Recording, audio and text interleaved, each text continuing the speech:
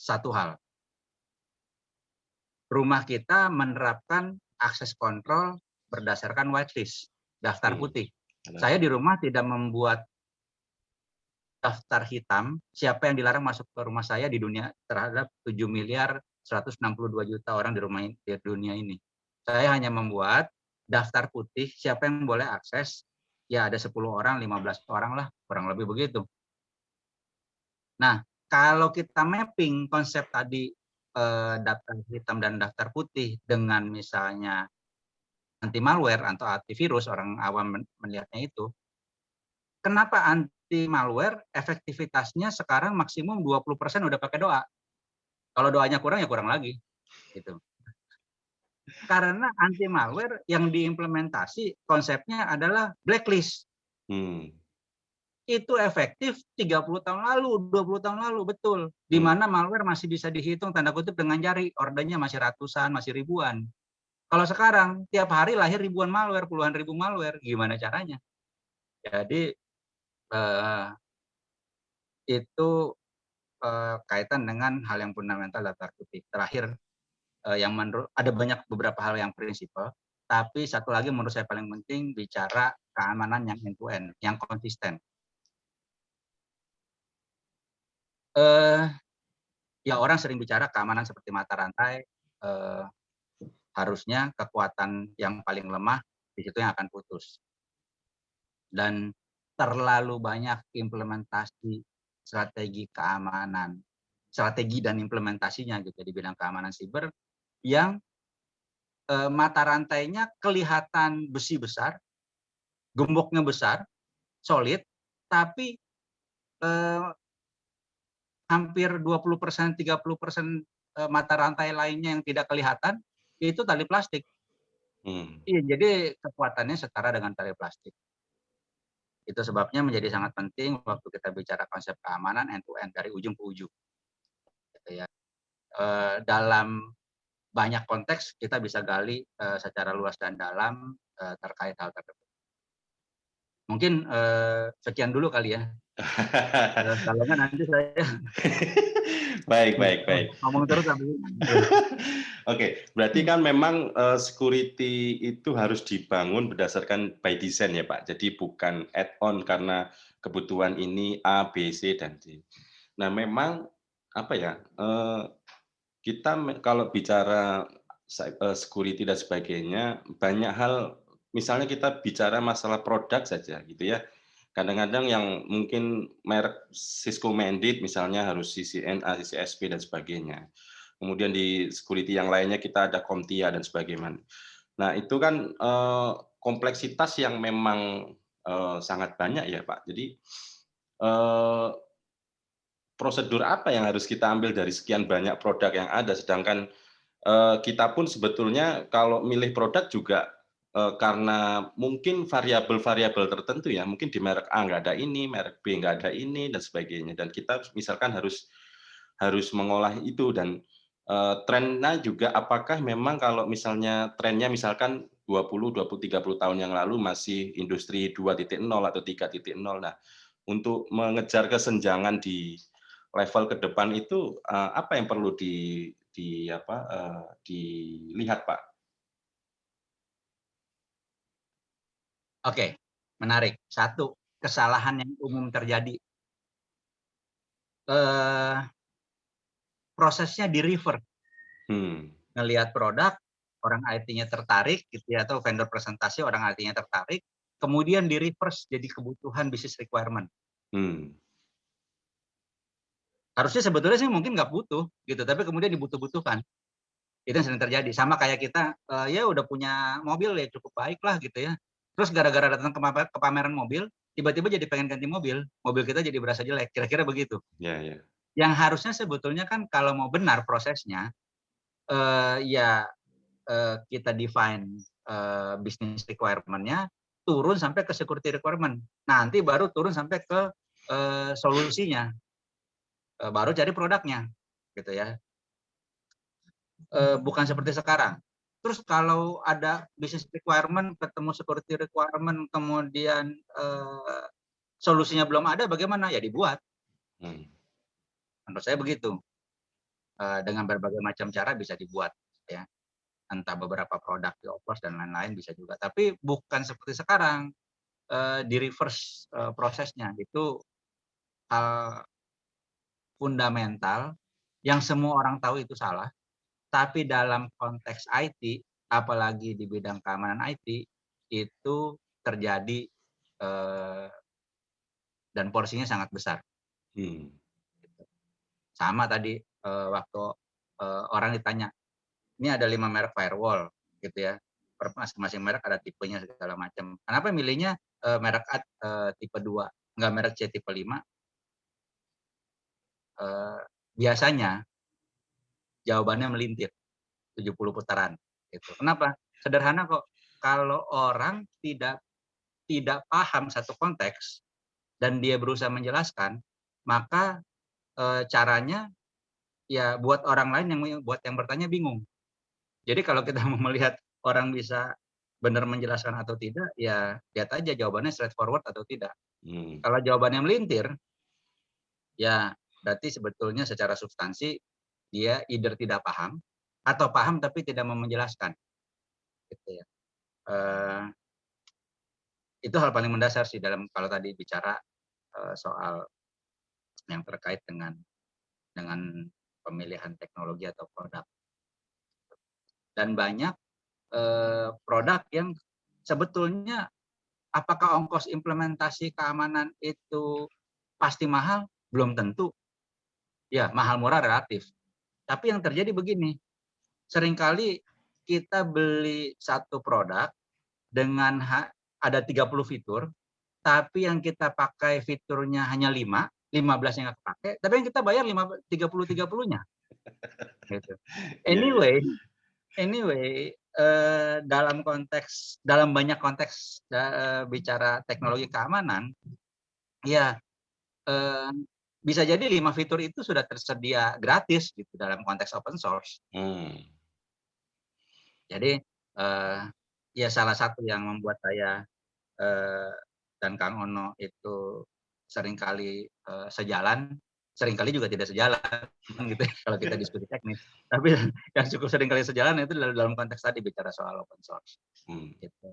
Dan ada banyak hal lain, kenapa kami mendukung open source bukan hanya soal sekedar, eee, cost efektif tadi gitu ya, tapi juga ada hal-hal lain kemandirian dan segala macam lah. Hmm. Soal keamanan juga karena bisa diaudit, bisa di-assure Hmm. kalau tidak ada backdoor dan seterusnya. Tapi tadi banyak hal bisa dilakukan supaya memang, ongkos keamanannya, eee, ya relatif, apa ya, eee, tidak seluar biasa seperti saat ini dan dari sisi substansi keamanan juga, eee, lebih tinggi dibanding daripada yang, ongkos dikeluarkan saat ini. Hmm. Mantap, mantap. Kalau di dunia cyber security ataupun, mungkin forensik atau dan lainnya itu, ada nggak sih Pak, hak paten tertentu gitu? Jadi kita kan nggak tahu karena memang sudah di-packaging ya, tapi, someday kita, nggak tahu karena mungkin kita literasinya agak kurang dan sebagainya, tiba-tiba kita membuat, satu mungkin propose model atau apa gitu sehingga ini sebetulnya sudah dipatenkan, cuma kita nggak tahu. Tapi sebetulnya ada nggak sih Pak model begitu? Jawaban benernya nggak tahu.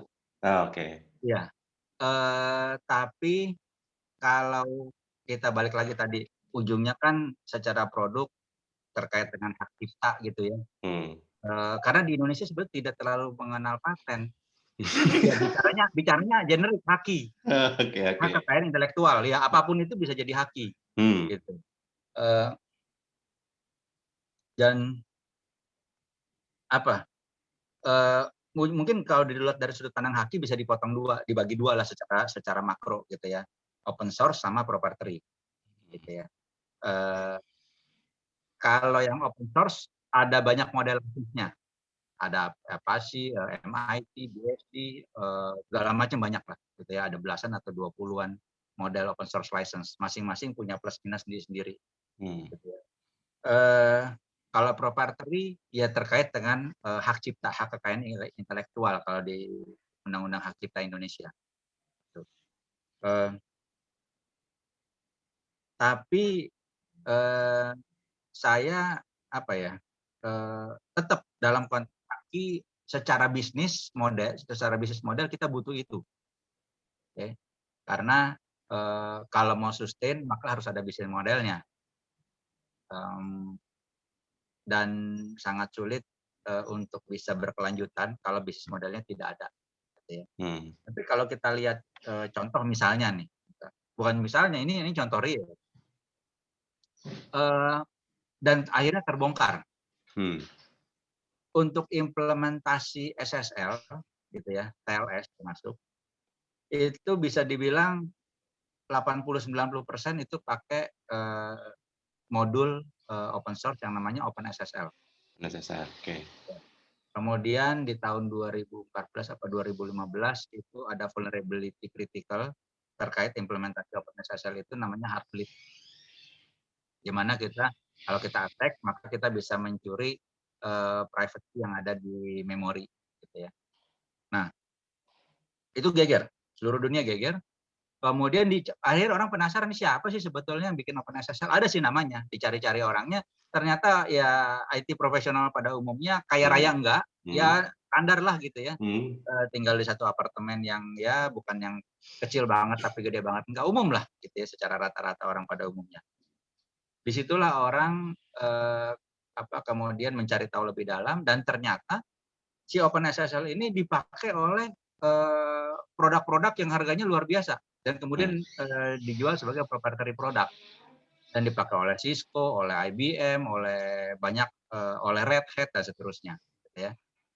Akhirnya si IT giants ini tanda kutip malu lah pakai produk open source, tidak memberi kontribusi apapun, gitu ya. Yang buat ya hidupnya biasa-biasa aja, mereka kaya raya dengan salah satu ya pakai modul yang OpenSSL tadi gitu ya.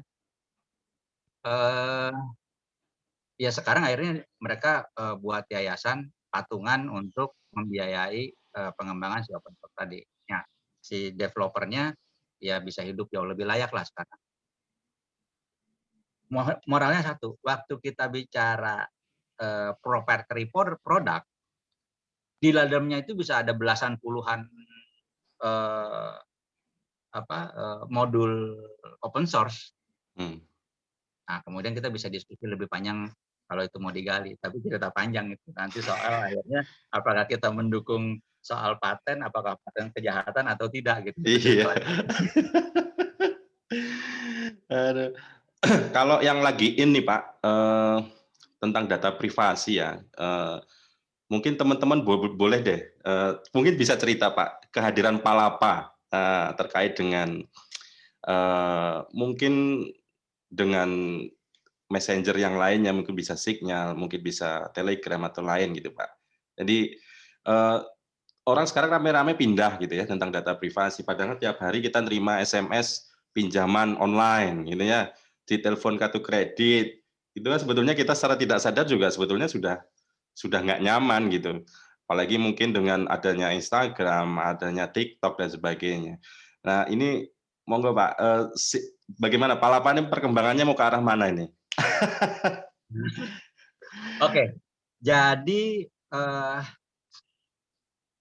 awal-awalnya gitu ya, awal-awalnya kita bicara mungkin di 2015, 2014 begitu, mungkin malah sebelumnya mungkin, jauh sebelumnya. Eh, ya kita butuh tools untuk berkomunikasi gitu ya, dengan customer kita terutama. Kalau kami di internal, email semua encrypted. Dulu pakai GPG, sekarang karena kita udah punya CA sendiri, ya kita pakai S/MIME.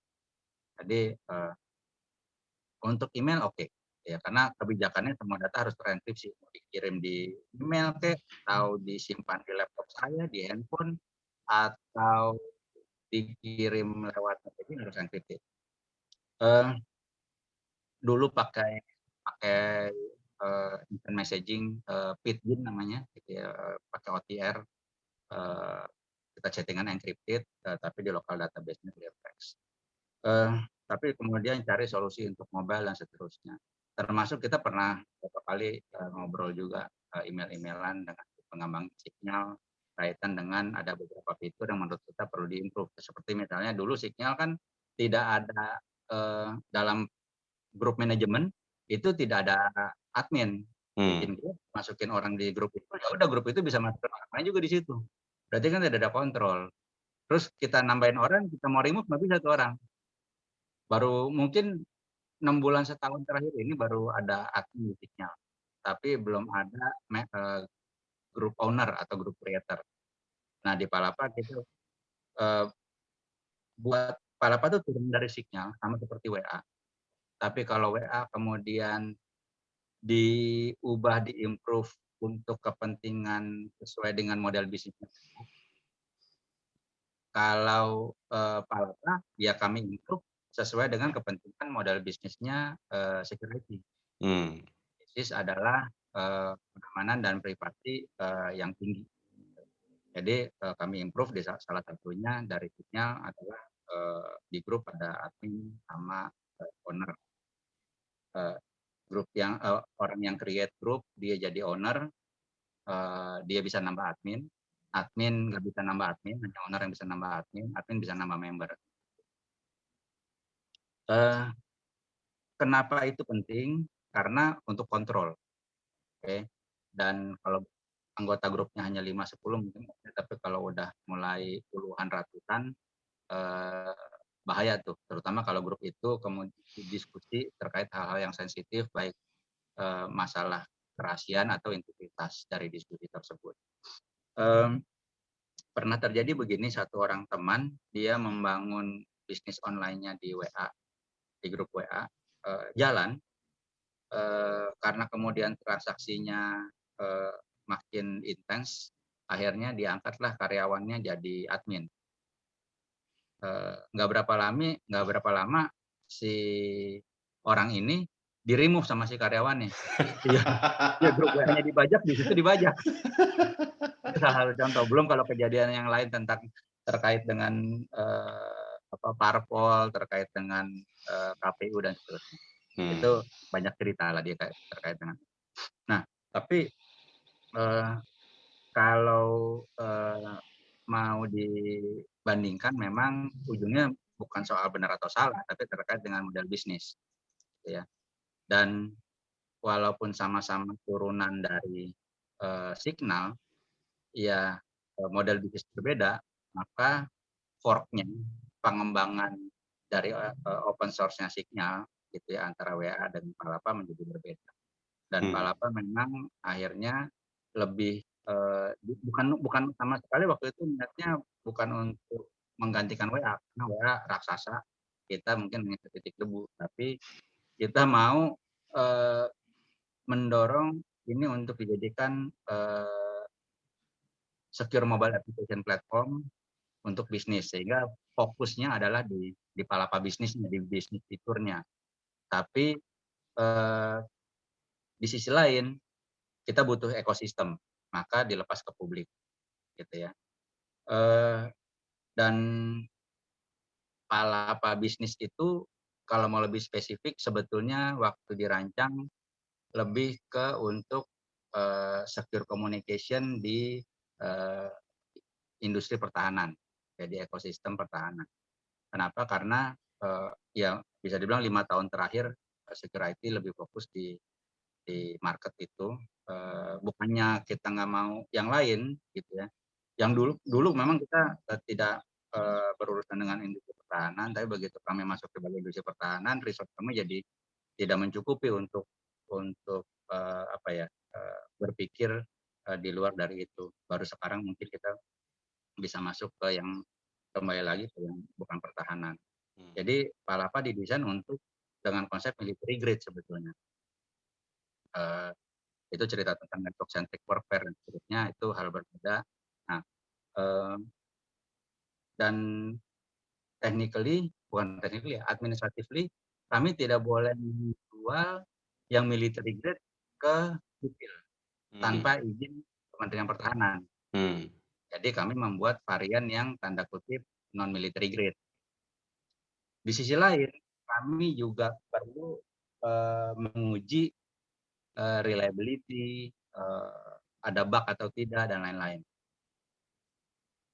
Karena ya kalau teman-teman yang develop Android developer pasti tahulah mimpi buruk tuh untuk menguji satu aplikasi apakah benar-benar reliable atau tidak, karena di handphone Android satu merek, satu tipe, tapi kemudian beda prosesor karena ini prosesor versi Asia Pasifik, ada yang prosesor versi Amerika Utara gitu ya. Bisa jadi somewhere somehow behavior-nya berbeda gitu. Pernah ketemu juga kejadian kayak gitu. Nah, dengan KB rilis ke publik, otomatis kan kami dapat masukan tuh. Orang komplain ini, komplain itu, yang ini error, dan ini nggak jalan, kok begini, kok begitu gitu ya.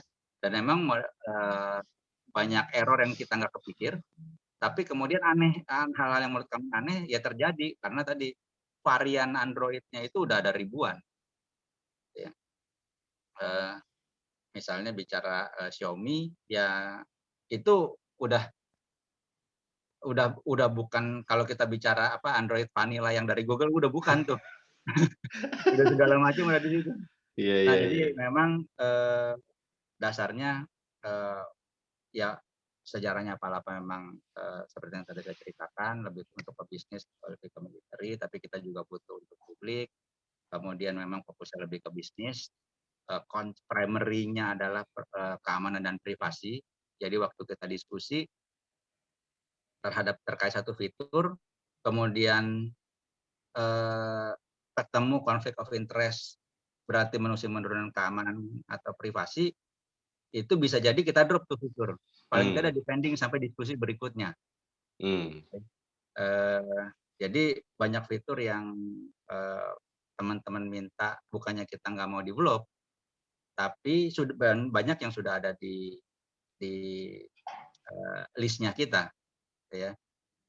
Tapi tadi waktu kita diskusi masih bentrok konflik of interest dengan keamanan dan privasi. Apakah berarti ini mesti diturunkan keamanannya? Most likely kita akan bilang tidak, gitu ya. Kalau kemudian setelah sekian lama ada solusi lain dan kita bisa implement fitur itu tanpa menurunkan keamanan, berarti kita bisa masukin ke dalam roadmap. Nah, kalau kaitan dengan data privasi ini cerita agak panjang, tapi prinsipnya sih kalau mau bicara 2 menit, menurut pendapat saya ya, di dunia ini di luar dari urusan dengan yang di atas, dengan Tuhan Yang Maha Esa, itu sesuai dengan keyakinan kepercayaan masing-masing. Tapi di dunia ini menurut saya kita tidak lebih dari sekedar informasi, tidak lebih tidak kurang. Gitu ya. Kalau seandainya nih ada orang yang bisa mengubah informasi saya, Gildas diganti jadi namanya Ani jenis kelamin perempuan. Di database kependudukan, di catatan sipil, di kepolisian, di pajak, di bank, di kantor saya dan segala macam semua diganti. Pertanyaannya masih ada kah Gildas? Ada di ingatan saudara dan teman-teman yang masih ingat. Tapi secara substansi kehidupan sehari-hari nggak ada Gildas. Saya ditangkap polisi, saya kasih SIM saya nggak laku. Saya mau jual mobil saya nggak bisa dijual, nggak ada orang yang namanya Gildas. Jadi, kalau teman-teman setuju dengan konsep tadi, gitu ya, kalau di dunia ini kita adalah informasi, tidak lebih tidak kurang, maka ya kita harusnya menghargai diri kita. Kalau kita selama ini mengumbar informasi demi membuka akun, mendapatkan layanan, mendapatkan kartu diskon, dan kemudian kita menyerahkan informasi milik kita ke pihak orang lain, ke pihak lain,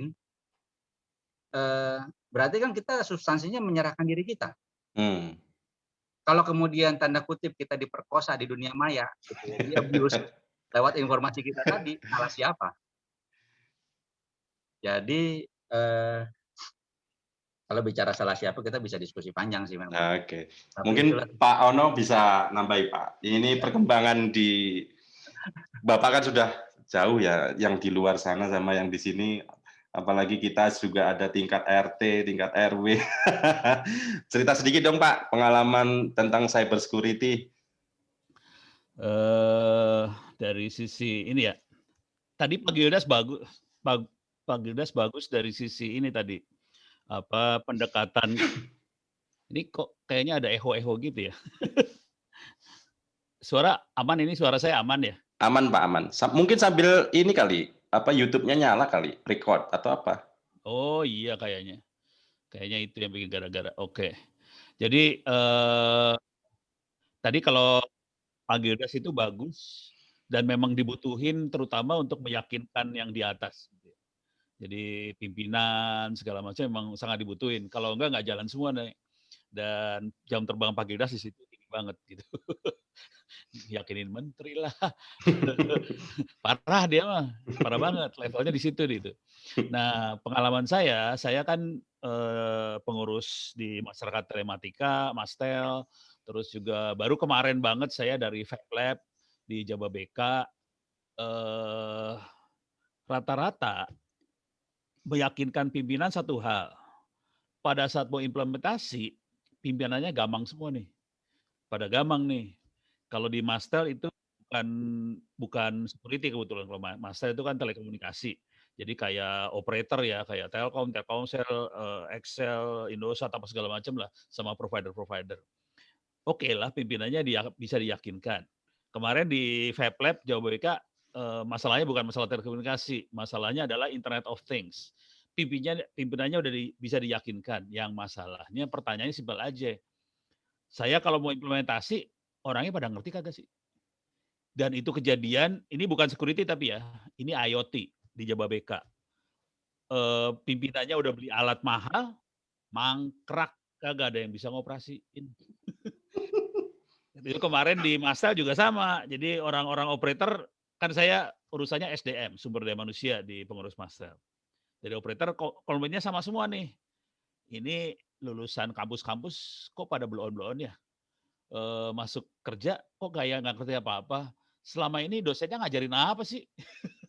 Nah udah gitu pas masuk kerja kok kita sebagai perusahaan harus bikin training lagi buat anak-anak ini. Lalu di kuliah ngapain aja selama ini gitu kan. Jadi masalahnya gitu semua sama sih. Jadi kita butuh Pak Gildas ini buat ngeyakinin banyak orang pimpinan terutama.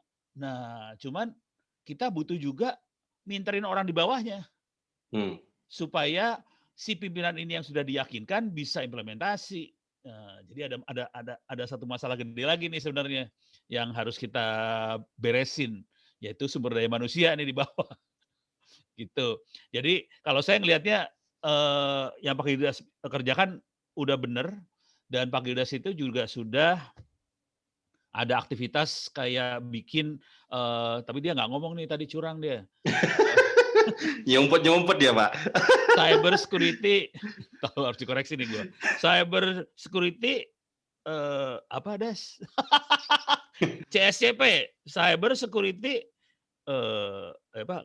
Apa Pak Gildas? Pak Gildas pada Gue lupa. Pokoknya P-nya terakhir profesional aja. Cyber security, C profesional gitu. Certified cyber security profesional kayak gitu-gitu dah. Jadi Pak Gildas itu bikin program CSCP sih sebenarnya. Jadi teman-teman semua itu bisa ngambil apa sih namanya? Sertifikasi sebagai cyber security profesional gitu. Jadi itu harapannya bisa minterin orang. Nah, udah gitu karena yang ngajar itu sebagian saya, curang nih Siono ngajar juga soalnya di situ. Jadi secara umum kan ada 4 bidang besar lah. Ya kira-kira. Jadi ada kayak cyber security-nya sendiri, kayak ISO 27001 yang jadi ini gedenya ISO 27001. Tapi kita butuh skill-skill yang harus dikuasain sama orang nguasain CSCP itu, bisa skill teknik menyerang, hacking, bisa skill teknik pertahanan, cyber security-nya, juga skill buat forensik, dan skill buat auditor ISO 27001. Saya kebetulan ngajarnya di bagian skill attack sama defense-nya. Nah, Pak Agung ini beruntung, saya share screen aja ya. Ini sambil ngedownload torrent gue. Nah, kita masuk e-learning-nya ITTS dah. Nah, itu bocorannya ada di situ sih sebenarnya. Kita masuk. Ini udah server yang baru ya kayaknya ya? Sudah Pak, sudah. Wih kenceng kok nggak bisa masuk? Oh time out. Coba masuk lagi. Saya belum masuk lagi nih. Mudah-mudahan kuliahnya masih sama ya. Kuliahnya yang dulu masih ada. Oh ini dia. Ini mah kuliah yang itu ya. Yang open course-nya masih ada nggak ya? Harusnya ada Pak. Di copy langsung kan ya? Iya. Coba kita lihat. Nah, kuliah online. Karena situsnya baru, bingung gue. Ini kali ya, konten bank ya masuknya ya? Saking kebanyakan Pak, 2 tera coba. Oh ini konten bank yang itu. Ini saya belum pernah masuk situs ini, pertama kali masuk sih soalnya. Kuliah yang open course. Oh ini open course nih ya? Oh iya, oke. Ini open course-nya ada. Kalau gitu keamanan. Kok nggak ada? Cyber, oh ini dia. Cyber security. Nah, ini saya ambil dari sebagian dari CSCP itu sih. Cyber Security Certified Professional. Nggak bisa diklik. Oh, udah bisa diklik. Saya gedein. Jadi Anda yang kuliah di ITTS maupun Anda yang berusaha nyoret-nyoret ya. Anda yang kuliah di ITTS bisa akses ini sih sebenarnya open course untuk cyber security sudah ada. Anda bisa akses. Ini adalah sebagian dari CSCP sih sebenarnya. Jadi ini mungkin sekitar 30% dari CSCP dan ini setengahnya teori, setengahnya lagi praktek sih sebenarnya. Jadi ini nggak bisa dilihat yang nggak ada ininya ya. Ya udah kepaksa ngasih lihat kayak gini ya. Jadi ini konsep jaringannya dikasih, ini jaringan. Nanti di bawah sini kita harus belajar prakteknya sih sebenarnya. Nah ini belajar masuk neraka dulu, hacking. Neraka. Ini masuk neraka beneran ini ya. Ini nyadap, sniffing, hacking wireless, attack password, terus database dijebolin, terus device web, domain name system jebolin, kemudian file sharing jebolin, kemudian UTS. Jadi ini tadi yang pertama adalah belajar jaringan sedikit, tapi yang levelnya udah advance, kemudian attack, nah baru udah gitu security-nya di sini. Jadi vulnerability analysis, pengamanan server, firewall, secure shell, secure itu, VPN, dan sebagainya. Web application firewall, pertahanan host, dan terakhir nanti itu ada IDS sama itu, dan kemudian belajar forensik dan ini adalah yang paling akhir adalah ISO 27001. Cuman kalau di CSCP ininya kental, SMKI ini kalau dalam bahasa Indonesia SMKI, kalau dalam bahasa Inggris ISMS.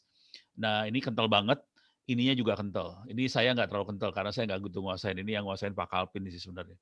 Jadi kira-kira ini ada, harus dikuasain, jadi orang-orang di bawah harus nguasain kayak ginian, dan ini ada di e-learning-nya ITTS, Anda yang mahasiswa bisa akses, dan saya lagi nego sama Pak Agung supaya yang ini dibuka ke publik bisa akses juga yang ini. Gitu. Oke.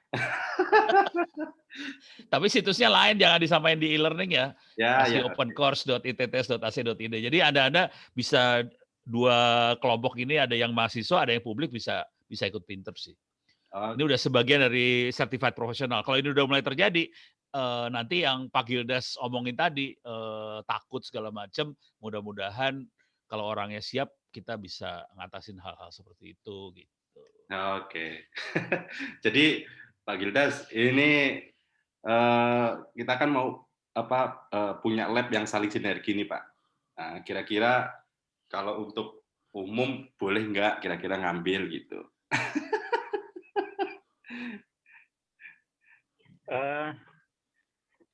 Kalau mazhabnya saya sama Kang Ono kan sama.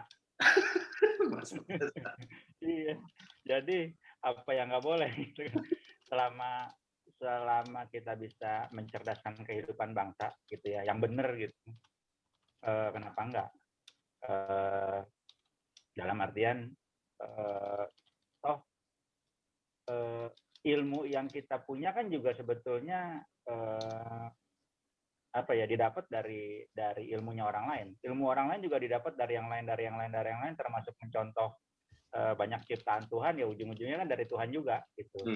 Terus kan lucu juga jadinya kalau kemudian apa yang kita nyontek gitu ya, kita mencontoh idenya dari tanda kutip dari Tuhan lewat ciptaan-ciptaannya, kemudian kita punyain dijadiin paten. Jadi ya selama memang berdampak positif silahkan. Satu itu, dua, tapi memang harus dipikirkan bisnis modelnya. Itu aja. Mau bisnis model gaya apapun, selama bisa menjamin sustainability, kenapa tidak? Jadi dua hal tadi yang mesti seimbang. Menurut saya sih dalam kehidupan kita mesti seimbang. Dalam konteks pengembangan SDM, kita bisa semuanya gratis, gitu ya. Kalau perlu kita bikin tiap minggu kita bikin training, modul-modul training tadi gratis, gitu. Supaya semakin banyak bangsa kita yang memang pintar. Ya, makin aware ya Pak ya. Makin aware. Betul, aware dan melakukan. Ya, oke. Kenapa? Karena banyak orang sadar tapi tidak melakukan. Gitu. Jadi ujungnya tadi bagaimana secara model bisnis bukan untuk kaya gitu ya, mati sih cuma bawa 1x2, tapi untuk keberlanjutan tadi. Selama itu bisa ada sustainability, bisa terus berlanjut terus menerus, ya kan dampaknya juga akan kembali untuk bangsa negara kita juga. Jadi itu yang mesti kita pikirkan. Mau gratis, semua gratis, udahannya modal bisnisnya bagaimana. Selama kita bisa menjawab dua hal tadi secara seimbang, oke banget gitu. Mantap. Oke, good. Kalau aku mikirnya gini nih, ya, urusan model bisnis ya. Mungkin Pak Gedas bisa nambahin juga nih. Saya mikirnya gini, kayak Cisco, kayak Mikrotik, ujiannya bayar. Jadi untuk dapat sertifikat bayar. Kayak SPP kan sebetulnya yang dibutuhin adalah tanda lulusnya. Nah, untuk tanda lulus bayar. Cuman ilmunya dibuka. Maksudnya orang bisa akses ke ilmunya, orang bisa pinter.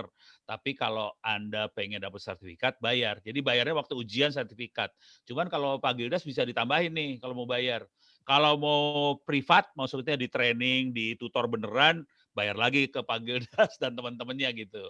Tapi ada materi yang dibukanya sih. Jadi orang bisa tetap akses, bisa tetap baca.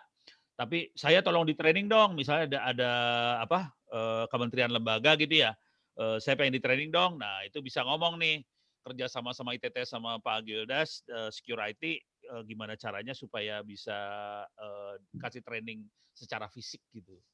Jadi bisa modelnya bisa gitu. Jadi ada versi free-nya, ada versi private-nya, ada versi certified-nya gitu. Nah, kepikiran juga nih model bisnis lain juga nih, Kang. Tapi kita belum pernah diskusi nih. Ini model bisnis gila juga nih. Ya kita sesama orang gila ngumpul, nggak apa-apa lah ya, kita ngobrol-ngobrol aneh-aneh. Maksudnya gini, misalnya kita buat pelatihan sertifikasi berbayar gitu ya. Tapi bayarnya bebas, mau kapan aja. Kalau misalnya setelah si pesertanya mendapatkan manfaat, entah dia dapat kerjaan karena knowledge-nya bertambah, atau dapat promosi karirnya meningkat karena knowledge-nya bertambah, gitu ya. Ya barulah dia bayar. Oh, bisa. Kalau mau lebih geblek lagi, dibayar sama kerja buat lu. Enggak, tapi gini ya, jujur dulu. Kalau ITTS kan bisa ngasihnya, ITTS sebagai lembaga pendidikan bisa ngasih ijazah, misalnya sarjana. Cuman ITTS itu kan bukan lembaga training profesional buat sertifikat profesional. Jadi kerjasama ini dibutuhkan karena ITTS perlu ngasih CSCP tadi. Dan CSCP-nya dari Security sih sebenarnya gitu. Nah soal bayaran ya diomongin lagi lah gimana. Bisa aja lulus dari STS, S1 plus CCP gitu bisa aja, kenapa enggak? Iya, tapi yang CCP-nya dari lu sebenarnya. Iya, tapi kan yang itu kan. Ya. Oke. Kalau dari sisi ini kan mungkin juga ada banyak teman-teman yang pengembang aplikasi juga, Kang. Ini bedain mungkin orang akan berantem ya. Jadi, oh ini saya secara aplikasi udah melakukan A, B, C. Kemudian dari sisi teman-teman yang infrastruktur juga mungkin juga sudah melakukan A, B, C. Terkait dengan mungkin apa ya UAT atau SIT atau business requirement yang dibutuhkan itu supaya nggak saling berantem gimana nih enaknya nih?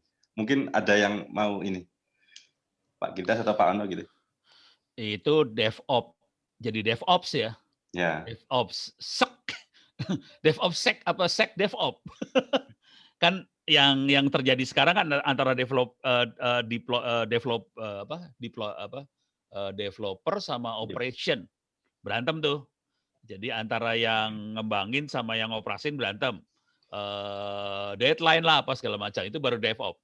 Tapi kedepannya tuh security harus masuk juga. Jadi ada 3 sekaligus sih masuk. Nggak tahu Gildas gimana Bapak Gildas? Iya. Benar. Ya sekarang berkembang DevSecOps tadi Kang Ono udah nyinggung juga. Development, security sama operation. Agak sulit dengan kondisi sekarang gitu ya, dengan teknologi yang dikembangkan, yang dijalankan sekarang, bicara cloud dan lain-lain. Dan memang ujungnya keamanan bukan nomor 2, mungkin nomor 5, nomor 6, nomor 7 kali. Yang penting fungsional dulu ya. Apa? Yang penting fungsional dulu. Terus risikonya ditransfer entah dengan agreement, entah dengan berbagai macam cara, risknya ditransfer ke user atau ke pihak lain yang tidak paham. Yang kalau istilah saya jadinya blind risk transference, kita mentransfer risiko ke orang buta. Gitu. Orang buta suruh tanda tangan aja dah. Lo mau lo tanda tangan, lo pakai software gue, mau pakai layanan gue, ya lo tanda tangan. Gitu agreement ini. Tapi dia buta tuh, kagak ngerti. Dan itu yang terjadi, mulai dari kita buka rekening bank dan seterusnya. Pasang aplikasi dan lain-lain. Di sisi lain orang yang tidak buta bisa baca tapi tidak mengerti. Ya ujungnya tanda kutip secara manajemen risiko dari yang harus dia accept tadi ya buta juga. Gitu. Jadi itu kenyataan hidup. Waktu kita bicara di era sekarang industri 4.0, masyarakat 5.0, dunia nyata, dunia maya itu bukan lagi 2 dunia paralel. Tidak ada lagi sekarang 2 dunia paralel. 2 dunia ini telah melebur menjadi 1. Highly converged, integrated. Contoh sederhana yang tiap hari kita jalani, akses fisik jalan tol tidak bisa dilakukan kalau uang elektronik kita bermasalah. 5 tahun lalu masih paralel. Bisa uang fisik, bisa uang elektronik gitu ya. Dan makan banyak aspek kehidupan kita seperti itu. Jadi orang dituntut untuk semua bisnis gitu ya, bisnis maupun orang dituntut untuk agile. Agile itu bukan hanya cepat tapi ya lincah. Orang main basket itu agile. Bisa tiba-tiba dia lari ke depan, atau mundur ke belakang, atau lompat kiri kanan dan seterusnya. Terus agile di fragile environment. Dunia cyber itu fragile. Ya. Mungkin kalau membayangkan kehidupan kita saat ini secara bisnis atau kehidupan pribadi lah, itu seperti kita melihat orang naik motor ngebut-kebutan di jalan raya. Ya tinggal habis itu kita bisa diskusi deh mau amannya bagaimana tuh orang ngebut-ngebutan di jalan raya kan gitu. Ya. Oh, ini Mr. Gildas nih laptopnya lagi masalah, ini demonya jadi nggak jadi deh. Oh, Gildas mau demo. Orang kebut-kebutan di jalan raya pakai VR, aman. Mungkin Pak Ano bisa kasih tip and trick ya Pak, kalau ada demo dikit boleh deh. Biar anget nih suasana nih. Teknik ajar ya, teknik ajar sama teknik belajar cyber security. gitu ya. Ya, Jadi boleh. yang ada di kepala saya tuh gini, Anda kalau mau, ini buat yang guru atau dosen adalah teknik ngajar. Kalau buat mahasiswa atau siswa, teknik belajar. Teknik belajarnya yang saya sering sampaikan adalah kalau bisa, ini saya share screen aja sekalian ya. Boleh, boleh, boleh. Kalau bisa, makanya saya ke teman-teman ITT saya bilangnya gini, kemarin Pak Asep juga nanya, "No, butuh apa ya?"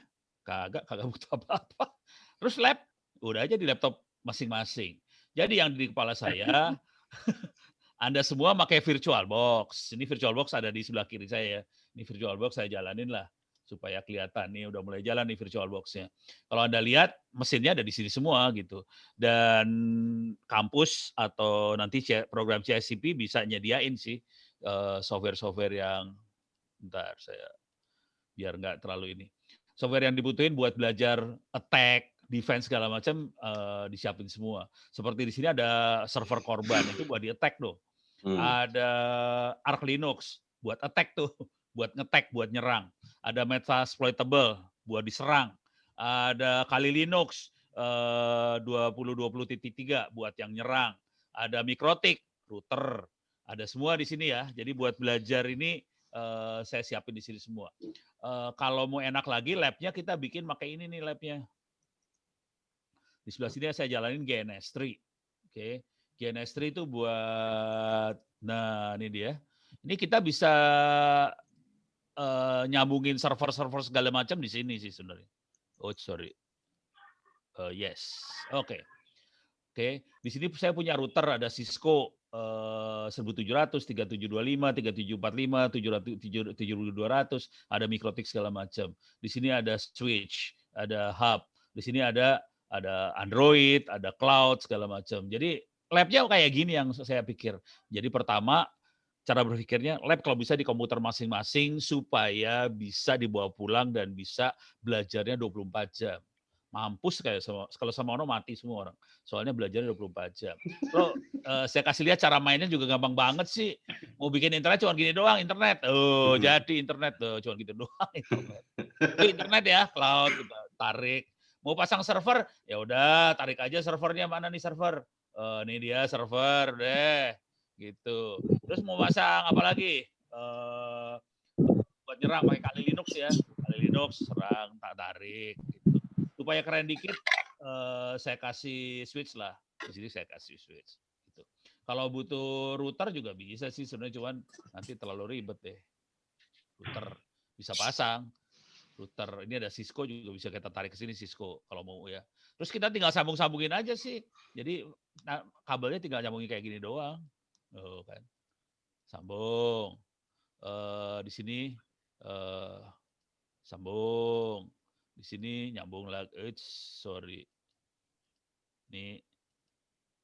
Tar. Harusnya saya cek dulu nih. Gue asal nyambungin. Harus dicek dulu. Ini saya nggak nyiapin soalnya. Saya nyiapin senak jidat aja nih. Jadi harus dicek dulu nih networknya ada berapa. Oke, benar ada satu kabelan di server. Ini ada satu kabelan, bisa diakses sama GNS3. Oke, apply. Terus kita lihat dulu yang Kali Linux ya. Saya cek dulu kalau salah harus dirubah soalnya. Ada satu akses ini. Oh sorry. Kita punya memori 4 GB buat Kali Linux-nya. Core-nya saya kasih nggak tahu satu kayaknya. Oke. Ini supaya nggak ribet, saya delete dulu lah. Ininya nggak jadi. Router nggak usah saya pakai biar nggak pusing ya mainannya. Kalau buat demo-demo aja, buat demo kayak gini nggak usah pusing. Jadi ini kalau belajar yang namanya nyerang ya gini doang sih. Kali Linux kasih switch masuk ke router, ke server. Mau jalanin ya tinggal gini doang, start, jalan. Ini start, jalan. Ini hati-hati loh, ini waktu Anda ngelihat ini sekarang, ini ada berapa? 4 komputer apa berapa yang dijalanin sekaligus. Komputer yang kita pakai buat Zoom, terus ada Kali Linux jalan 4 GB memorinya, terus ada server, saya nggak tahu dikasih berapa memorinya tadi servernya. Tapi ada berapa komputer langsung jalan di komputer saya langsung dan bisa langsung demo gitu ya. Jadi bentuk belajarnya seperti ini. Ini adalah bagian dari kuliah yang ini. Nih. Jadi udah di atas ini sih. kita mulai nyerang server dan sebagainya ini. Nah, ini bagian yang ini sih. Tadi ini ada server yang kita serang, dia udah disiapin seperti ini. Oke. Jadi cara belajarnya kita nyiapin server, bisa diserang. Dan ini bagian dari CSCP ya. Kalau mau jadi certified professional ya belajar ini juga sih. Oke. Nah, kita lihat nih servernya lagi loading, Kali Linux-nya sudah mulai loading. Nanti kita bisa, kalau udah bisa nyambung, nanti kita harus kita coba ping satu sama lain, bisa ping nggak. Kalau udah bisa ping, nyambung segala macam, ya udah, nanti kita bisa jalan. Jangan khawatir karena ini disambungin ke internet, ini kan nyambung ke cloud ini, ke internet. Ini nyambung ke internet loh semuanya ini, hati-hati. Ini nyambung ke internet loh ini. Jadi lab itu kayak gini bentuknya sekarang. Tidak lagi lab harus ada ruangan, terus ada router-router disiapin. Kagak, labnya ini di komputer Anda masing-masing labnya. Gitu. Jadi mudah-mudahan terutama yang jadi guru-guru di SMK segala macam, kita bisa bikin labnya di komputernya siswanya. Cuma kalau komputernya cuma memori 2 GB emang berat sih. Saya ini rada curang, saya ngasih tahu dulu ya, bukan rahasia dulu ya. Memori saya kasih lihat lah biar kerasa. Aduh, gua pencet lagi. Oh ini server, sorry. Ini masuk server yang lain, sorry. Di rumah saya banyak server soalnya bingung. Oke, top. Memori saya sekitar segini nih, 16 GB sih memorinya. Ini load-nya kelihatan tinggi banget, 5 load-nya. Core saya 4, tapi dia load-nya 5. Artinya udah 6 lagi sekarang, load-nya 6. Jadi core-nya cuma 4, tapi kebebanan 6 core gitu. Memori 16 GB, yang kepake cuma 7 GB, free-nya 2,7 GB. Saya jalanin 1 mesin, 2 mesin yang saya pakai. Sekarang saya akan coba masuk ke dalam. 1, 2, 3, 4, 5, 6. Sorry, gue ngasih tahu password. Sekarang ini masuk ke servernya juga. Saya pengen. Ini buat ngecek IP address doang ya. IP address mau saya cek doang nih. Jadi Bapak, teman-teman semua kalau mau masuk ke server, yang namanya server bentuknya kayak gini aja, dunia hitam, layarnya hitam, terus tulisannya putih. Itu kita nyebut dunia hitam ya. Dan kita masuk, iya lemot dia. Oke, udah masuk dia. Supaya hidupnya Anda enak, saya gedein dikit dah. Setting. Ini saya cuma mau gedein layar doang ya, supaya ini kan kecil banget nih, cuma 640 kalau nggak salah. Entah kenapa dia selalu kayak gini, gue pusing kepala. Ini si Kali Linux selalu kayak gini nih kalau masuk nih, tuh kan nyebelin banget nih. Tuh ke 640, 480 kan, sebel saya. Tiap kali harus gini lagi. Saya naikin ke sini dah, mudah-mudahan mau. Oke, keep changes. Tutup. Nah, enak kan sekarang lihatnya. Oke, sekarang saya akan cek IP address. Saya mau lihat IP address doang ya. Oke, ini di Kali Linux, if config, if config, enter. IP saya adalah 0175, server saya IP-nya berapa? If config, 0176, kelihatan IP-nya 176. Oke, sekarang saya akan coba kasih lihat teknik serangan. Teknik serangan yang sederhana aja, yaitu nyadap. Tolong jangan dipraktekkan di LAN di kampus ya. Kalau lu gue praktekin, gue gantung lu satu-satu.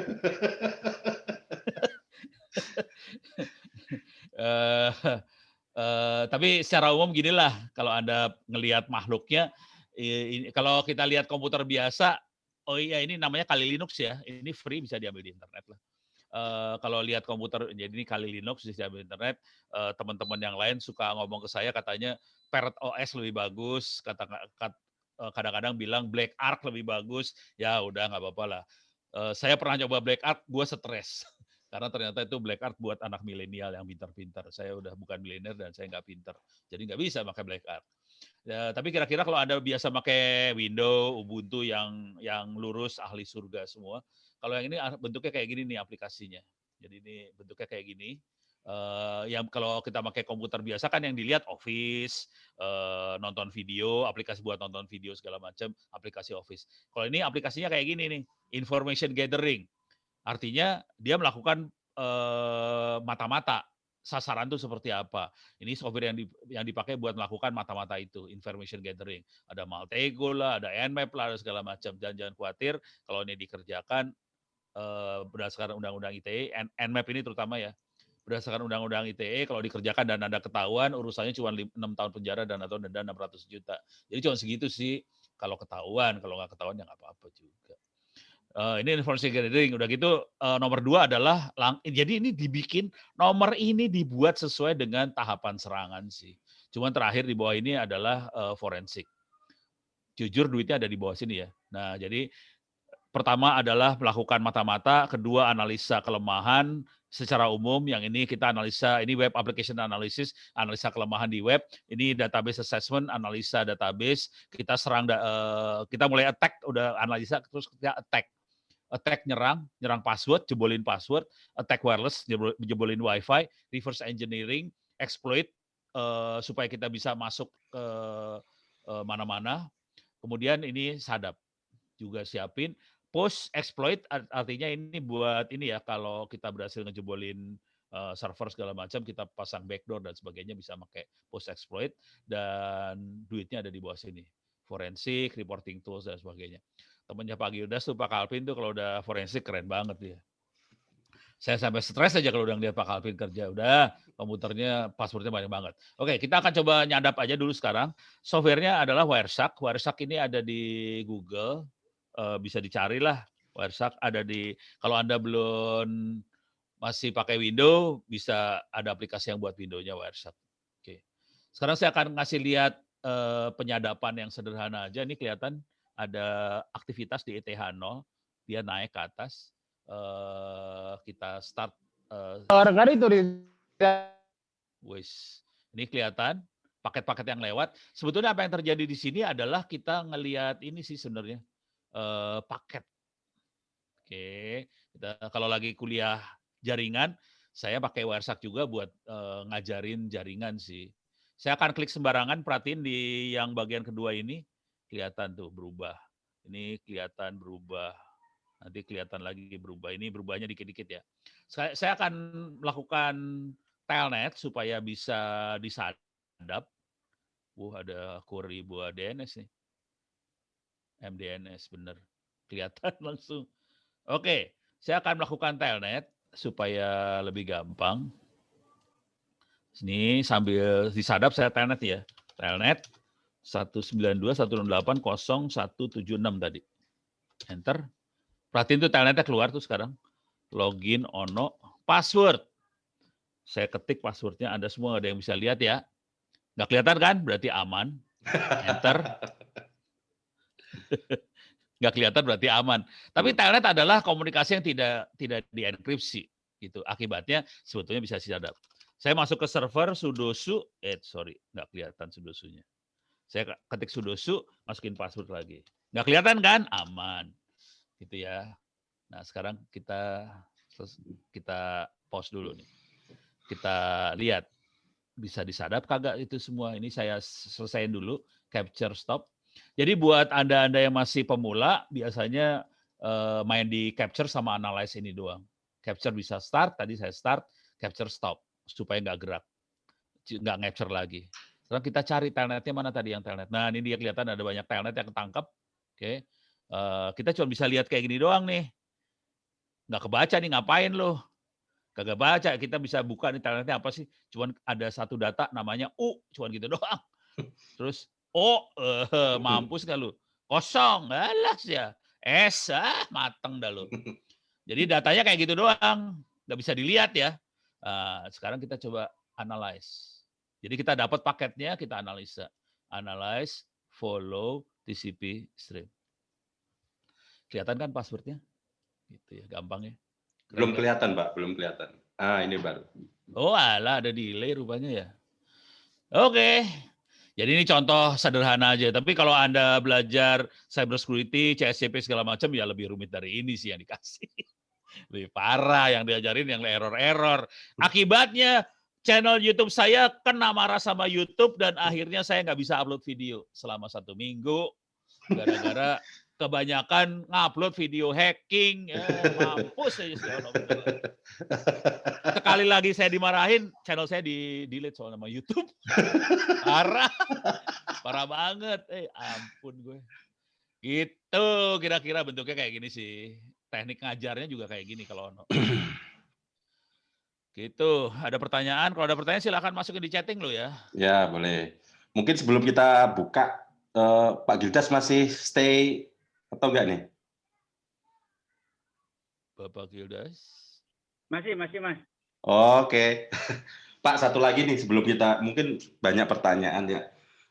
Ini kan mungkin di inklusi masalah keuangan ini kan mungkin ke depan juga masih jadi ini ya momentum, apalagi bisa jadi bahkan transaksinya sekarang Bitcoin itu udah 700 juta. Bagaimana kita menyikapi itu? Kayak Pak Ano kayaknya punya berapa? 10 Bitcoin ya, Pak? Udah gua jual Bitcoinnya. Tahu bakal naik lagi nggak gua jual kemarin. Udah gua jual, salah. Oke. Dia punya 10.000 Bitcoin, cuman dia diam-diam aja. Jual. Tapi untuk 100% sih. Iya. 100%. Oke, jadi pertanyaannya gini, Pak. Dengan beberapa beberapa mata uang yang mungkin di Indonesia secara izin dan sebagainya masih belum. Apalagi kemarin kita tahu Elon Musk beli sekitar 21 triliun ya. Nah, kita mungkin yang ini bertanya-tanya, ini sebetulnya teknik apa, mata uang apa dan sebagainya, terus kira-kira keamanannya bagaimana gitu. Karena saya juga baca-baca itu untuk hal-hal yang mungkin negatif gitu, Pak. Mungkin Pak Gildas sebelum kita buka teman-teman nih untuk tanya jawab. Wah, satu yang paling mungkin paling kontroversi, kemudian perlu dijawab relatif hitam putih ya, Bitcoin atau banyak ya tanda kutip mata uang digital gitu ya. Kalau di Indonesia dibilang mata uang digital, dibilang mata uang, nanti yang tadi Pak Agung bilang melanggar undang-undang mata uang. Jadi wah, mata uang digital, Bitcoin misalnya contohnya atau Ethereum dipakai untuk kejahatan. Ya. Ya, uang fisik juga bisa dipakai untuk kejahatan. Nggak ada bedanya. Tapi memang secara skala bisa menjadi sangat masif. Kalau bawa uang fisik 1 triliun butuh berapa banyak mobil gitu ya. Kecuali kalau mungkin dolar. Maksud saya gini, teknologi itu netral. Tinggal soal orang yang menggunakan. Sampai saat ini kita nggak bicara AI ya. Kalau bicara AI beda lagi. Tapi dalam konteks tadi Bitcoin, teknologi itu netral. Jadi bukan salah Bitcoinnya. Pertanyaan yang sama juga terhadap Palapa, gitu. Karena yang banyak juga yang pakai teman-teman APH gitu ya, para penegak hukum. Tapi di sisi lain mereka juga melihat, wah ini kalau dipakai untuk kejahatan bagaimana? Ya jawab saya cuma begini, kalau saya pabrik helm atau saya pabrik pisau dah, niat saya buat pisau atau buat helm kan untuk tujuan yang baik gitu ya. Kalau kemudian ternyata orang yang pakai produk saya dipakai untuk kejahatan, masa pabriknya mau ditutup gitu. Atau pisaunya dibikin tumpul, nggak boleh, bikin pabrik pisau bikin pisau tajam nggak boleh gitu kan. Jadi teknologi netral. Keamanannya bagaimana? Bicara spesifik lah gitu ya. Bitcoin itu kan pakai teknologi enkripsi yang namanya asymmetric encryption, asymmetric cryptography. Ada private key, ada public key. Ya, yang mesti dijaga adalah private key-nya. Ya, orang yang dapat private key berarti kalau mencuri e-wallet bagaimana sih? Yang technically bicara keamanan yang dicuri adalah kunci privatnya, gitu. Kalau kunci privatnya mau aman bagaimana? Ya ditaruh di dalam chip, bisa bentuknya smart card kalau kartu gitu ya, bisa bentuknya USB token, USB chip gitu ya. Bentuk itu hanya soal interface. Nah, Tapi ujungnya bicara juga soal availability. Bicara bagaimana menjaga kerahasiaan kunci privat hanya kita yang bisa mengakses, tapi juga jangan sampai kunci privatnya nggak bisa diakses.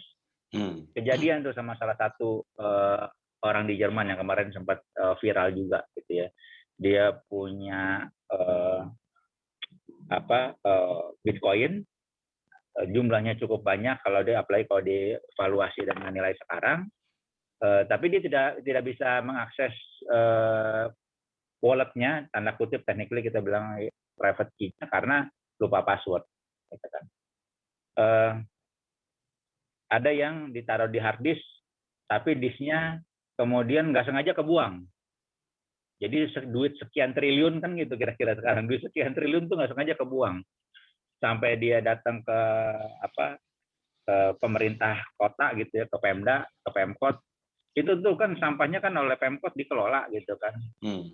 Udahlah saya bayarin lah ongkosnya, saya kali 2 biayanya, tapi saya mau sampah itu dibongkar, tapi tidak disetujui.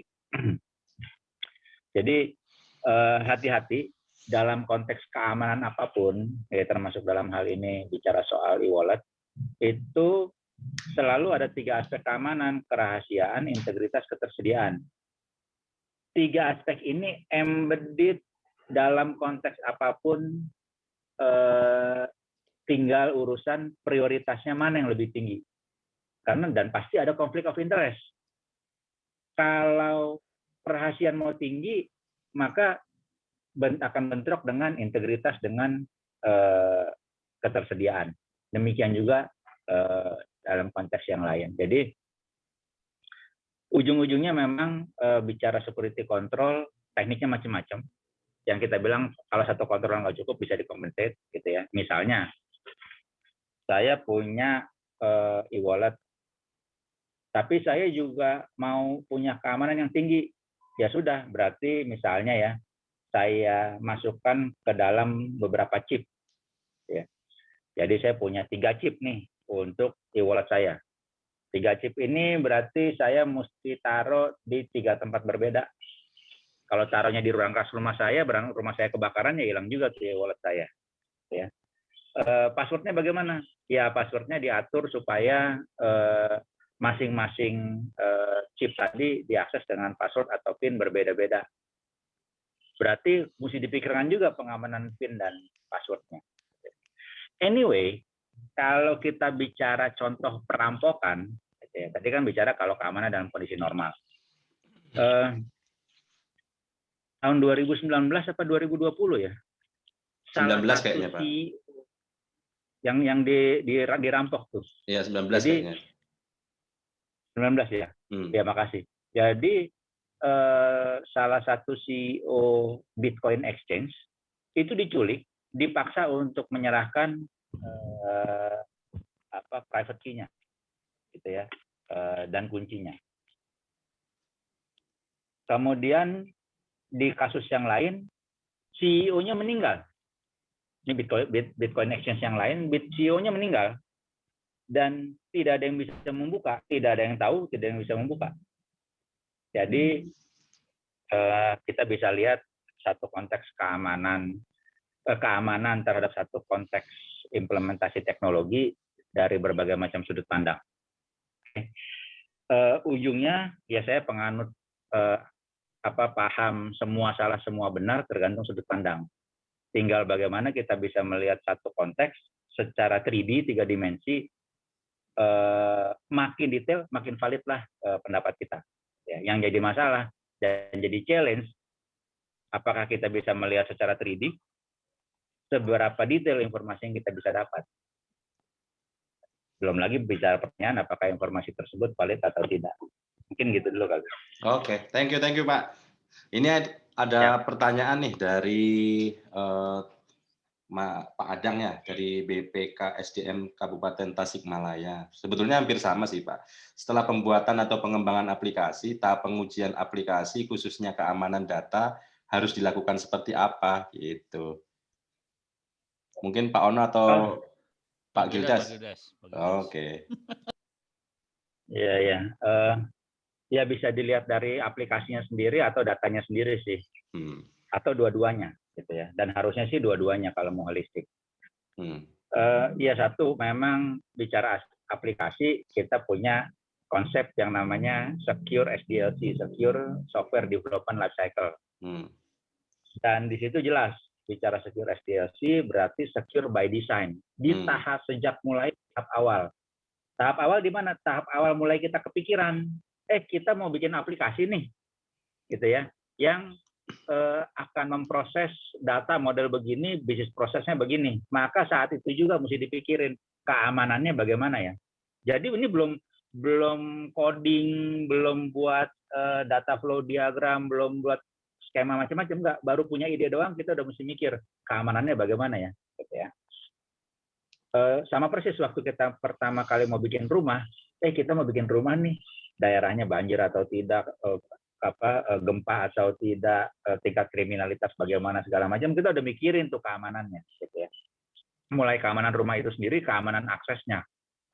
Sama, bikin aplikasi juga punya konsep yang sama. Ada banyak framework kalau bicara web application jadinya OAuth dan seterusnya. Yang jadi masalah apakah framework tersebut masih, berbagai macam framework tersebut masih cocok di era 4.0.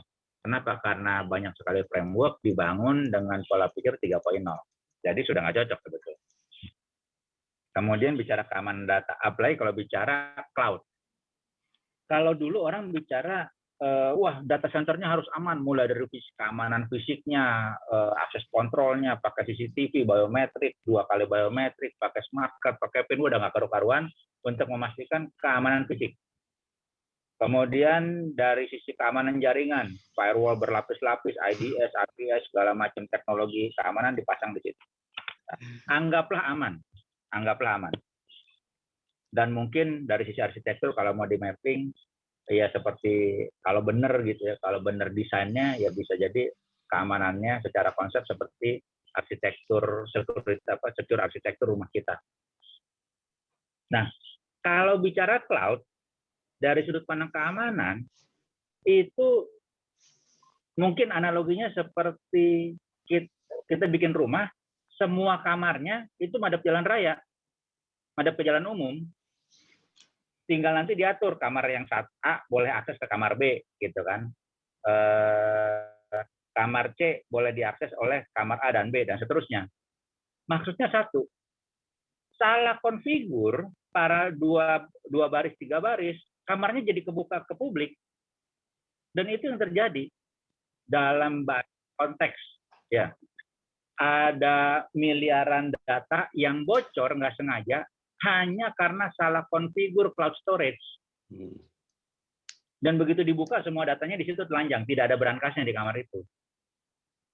Wah, Pak, ya tapi itu kan yang bisa melakukan kesalahan mungkin OKM, ya orang salah konfigur. Enggak. Tahun lalu Microsoft melakukan kesalahan fatal 2 kali.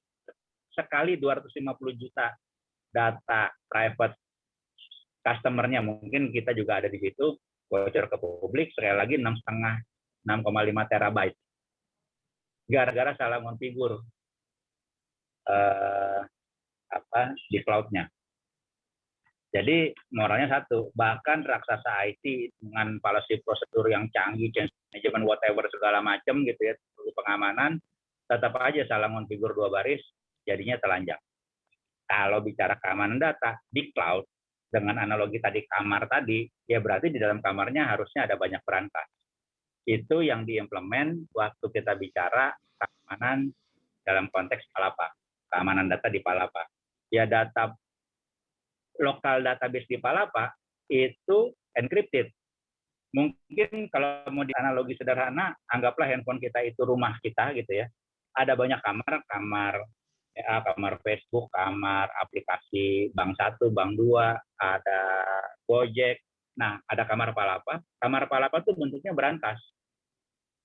Jadi kalau saya kirim data informasi ke Kang Ono lewat Palapa, maka saya buat berangkas. Kang Ono, apa kabar? Itu berangkasnya kunci A. Saya kirim ke server Palapa, itu analoginya mungkin server Palapa seperti layanan PO Box di kantor pos. tukang pos cuma mindahin, oh ada berangkas untuk Kang Ono, dia pindahin tuh ke PO Box-nya Kang Ono. Nanti Kang Ono kliennya akan ambil. Kang Ono kliennya ambil, dibawa masuk ke handphonenya, ke rumahnya, itu masuk langsung dan ke kamar yang bentuknya berangkas. Jadi berangkas kecil dari kantor pos, message kecil dibawa masuk ke dalam berangkas, dibuka di situ. Itu sebabnya kalau saya kirim file ke Kang Ono, kirim foto, fotonya tidak akan muncul di galeri serta-merta. Filenya tidak akan muncul di file explorer di handphone karena masih ada di tanda kutip berangkasnya kamar yang bentuknya berangkas punya palapa. Sampai saya keluar file tersebut, save keluar file tersebut, nah keluar dari kamar berangkas tadi, maka bisa diakses oleh aplikasi yang lain. Hingga muncul juga diskusi antara keamanan dan kenyamanan. User-user yang tadinya menggunakan bukan palapa, begitu pakai palapa bingung, kok saya kirim file, kirim foto, nggak bisa di-forward kemana-mana sih? Ya syaratnya satu tadi, save dulu filenya keluar dari berangkas tadi. Ya. Itu kalau bicara keamanan. Otomatis waktu kita save datanya keluar dari kamar palapa yang bentuknya berangkas, ya habis itu tinggal tergantung keamanan rumah kita deh, handphone kita tadi. Kalau handphone kita hilang, ya udah berarti filenya, informasinya juga bisa diakses oleh yang lain. Jadi kita bicara cerita agak panjang memang dari pertanyaan sederhana tadi, gimana mengamankan aplikasi dan data. Oke. Mungkin yang lain. Itu dulu kali Pak. Ya, siap. Mungkin ada yang mau ini raise your hand, mungkin ada reaction gitu, siapa yang mau tanya, monggo loh. Ini ada pertanyaan lagi tuh. Ya sebetulnya itu sudah terjawab sih Pak. Yang Pasmin ini? Ya, itu sudah terjawab sih sebetulnya. Walaupun seketat apapun, mungkin by system salah konfig bisa lagi. Atau pas mungkin dead time-nya atau mungkin off-nya nggak ini juga bisa juga. Tapi untung dia 2 kali withdraw, dari 2 kali dia. Keren dah lo. Mantap. Gue cuma sekali dapatnya soalnya. Ayo teman-teman nih, mungkin dari berbagai institusi, teman-teman mahasiswa, sekali-sekali speak up dong. Jangan turunkan sembako aja nih. Tingkatkan keamanan. Ayo, silakan. Atau mungkin nanti Pak Ano lagi ini ada yang mau ditambahkan tadi. Sambil nunggu nih teman-teman yang lain nih. Aku lagi tadi baca pertanyaan. Tadi yang urusannya Pak Gilda saya buat. Sob, yang dari apa Garut apa tadi itu? Tasikmalaya Pak. Oh Tasik. Kalau make praktisnya yang sederhana aja. Ini tapi sederhana loh, tidak mengcover semua. Ada ilmu-ilmu seperti vulnerability analysis, pentest, dan itu tool-toolnya ada di Kali Linux, bisa kita pakai buat analisa juga sih. Tapi kalau yang itu udah jadi ya, aplikasi udah jadi. Tapi benar kata Pak Gildas tadi, waktu kita bikin aplikasi kita harus dari awalnya mikir buat keamanan sih. Cuma tetap aja nanti kalau aplikasi sudah jadi kan harus dites juga ya. Jadi tesnya bisa pakai pentest, bisa pakai VA, dan tool-tool itu ada di Kali Linux yang saya pakai juga sih. Ini kita ngobrol udah bisa jadi berapa paper nih Pak tadi? Sama Pak Gildas bisa jadi paper, hati-hati aja loh. Pak Agung, ini kayaknya saya bisa demo nih. Oke, sip. Main semakin panas nih. Tapi lewat di koneksi yang lain nih, jadi saya punya koneksi berbeda. Oke, enggak apa-apa. Silakan Pak, silakan. Makin anget aja nih sore. Singkat aja ya. Yo. Terus saya mohon maaf, rumah saya kalau hujan berisik, terus sekarang hujan lagi. Enggak apa-apa Pak. Kok sana hujan? Kebetulan saya bukan pawang hujan, jadi nggak menghentikan. Tak pikir bisa dibelokin firewall-nya. Silakan Pak Gildas. Semenit aja sih, semenit. Ya boleh. Semenit tapi menghancurkan seluruh dunia bisa jadi nih. Ya, saya ingin menunjukkan betapa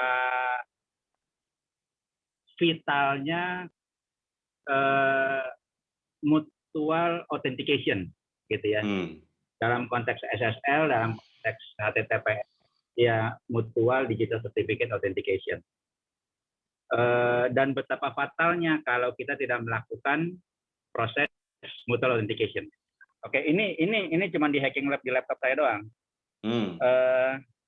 Sekarang mungkin menarik sih untuk survei berapa banyak peserta yang di sini yang percaya Google. Kita lihat betapa musriknya kalau kita percaya Google. Betapa musriknya. Ilaha illallah. Katanya Saya Google ya, sama Google. di Amerika Serikat. Iya.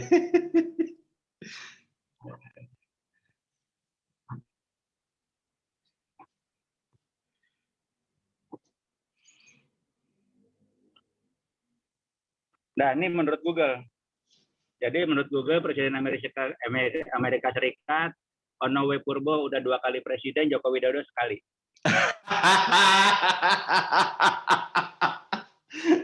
Aduh.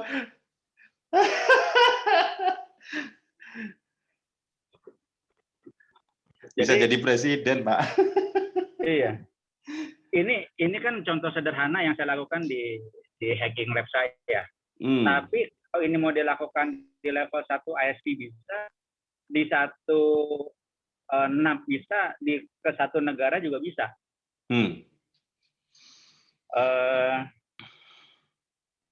Root cause-nya satu.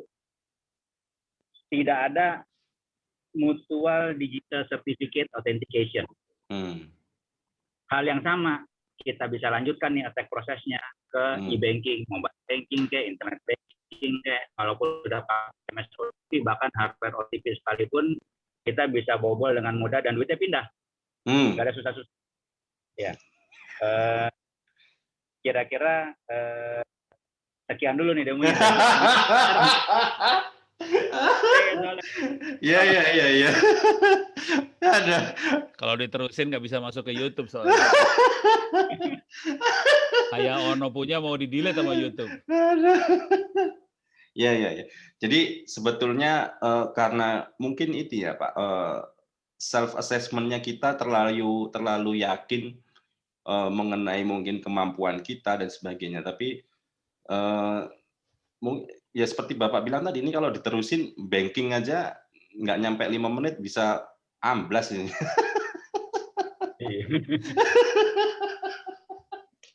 Parah. Ya, mungkin yang lain nih, anget ini udah makin sore makin anget nih. Aduh.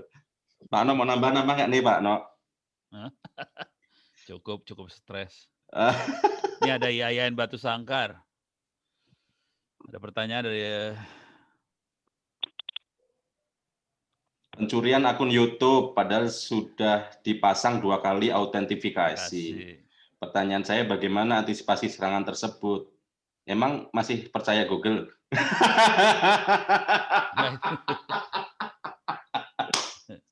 Musrik. Tapi itu benar banyak loh itu. Ya. Yang lebih parah bukan YouTube, Facebook yang banyak banget sih. Facebook banyak yang jebol sih. Jujur saya juga nggak tahu nih gimana caranya orang ngejebolin yang udah pakai 2 FA bisa jebol. Rada bingung juga kenapa ya. Saya masih rada aman, tapi nggak tahu.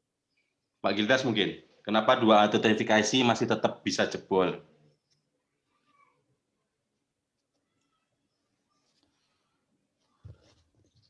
Masih mute Pak, masih mute.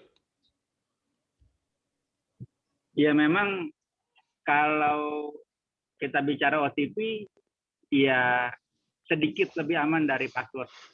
Kalau pakai kondisi sekarang ya, pakai password itu mungkin security levelnya 2 atau 3 udah pakai doa. Kalau pakai OTP ya 3,5 lah gitu. Ya, 4 kalau doanya bener. Iya. Tekniknya macam-macam. Ya bisa phishing, bisa kalau Kang Ono mainan OpenBTS, ya berarti SMS kan dikirim clear text ya. Kalau kita bisa jadi posisinya ada di tengah, yang kita bilang man in the middle, itu sangat powerful. Wah, saya jadi kalau saya nyantoin masa Sikat. kalah musiknya sih.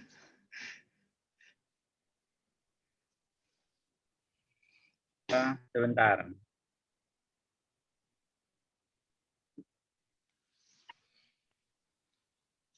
Oke. Makin anget nih, Pak. Maksudnya begini, kalau ini agak lama koneksinya. Nah,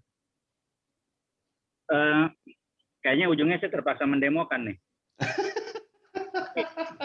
Tapi catatannya ini saksinya banyak. Ini untuk awareness supaya hidup kita lebih aman. Bukan untuk dilakukan di rumah. Maksudnya begini, kita perlu tahu bagaimana sih cara penjahat membobol akun kita, membobol e-banking kita, walaupun sudah pakai OTP gitu ya. Jadi teman-teman kita sepakat kalau ini untuk edukasi, bukan untuk memberi inspirasi melakukan kejahatan nih. Betul. Dan saya sudah mendemokan ini ke BI dari awal 2010. BI kemudian minta untuk ditunjukkan ke seluruh industri perbankan. Tapi sampai sekarang tidak ada fundamental perubahan yang tidak ada perubahan, bisa dibilang tidak ada perubahan. Kalau 2015 pernah dengar heboh-hebohan sinkronisasi token, dan sampai sekarang masih terjadi, ya ini pakai attack teknik yang sama persis yang saya dan teman demokan 2010. Jadi 2010 kita demokan, 5 tahun kemudian terjadi heboh-hebohan sinkronisasi token, sampai sekarang tidak ada perubahan. Jadi bukan cuma membobol akun YouTube dan lain-lainnya two-factor authentication yang pakai OTP gitu. Iya, kalau secara konsep OTP bobol, sih semua yang pakai OTP bobol. Sederhana itu. Jadi termasuk yang saya punya lab-nya itu kaitan dengan internet banking. Oke. Sekarang berarti saya share screen lagi ya? Ya, boleh Pak. Mulai anget nih. Cuman Mas Agung, kita sepakat dulu ya ini untuk...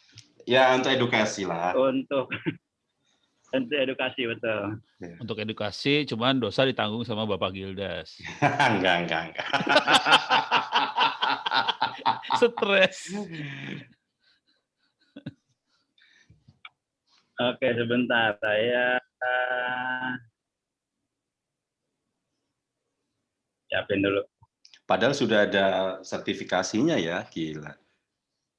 Iya, ini anggaplah ini kenapa saya pakai BCA sama saya hubungannya sangat baik gitu ya. Teman-teman di sana juga sangat baik. Dan masalah ini bukan hanya di BCA, tapi di banyak bank yang lain. 2010 kami research 3 bank lokal, 3 bank asing. 3 top 3 lah. Ya, 6 sampling ini semuanya bobol. Saya nggak bilang semua bank bisa dibobol ya, tapi tidak 6 bank ini waktu kami sampling 2010 bobol. Sampai sekarang sih harusnya masih bobol. Jadi ini ceritanya nasabahnya loh. Kalau dilihat di sebelah kiri nih, ini saya kasih tagging nih, check version for awareness only. Oke. Ya tadi kiri bawah ya. Ya oke. Nah, waktu nasabah login, ini layarnya korban. Saya mau ngasih unjuk layarnya penjahat. Layarnya penjahat pakai tool sederhana yang gratis dipakai sama teman-teman developer, itu yang namanya Burp Suite. Nah, kalau tadi saya terima paket, saya forward, ini sekarang saya intercept.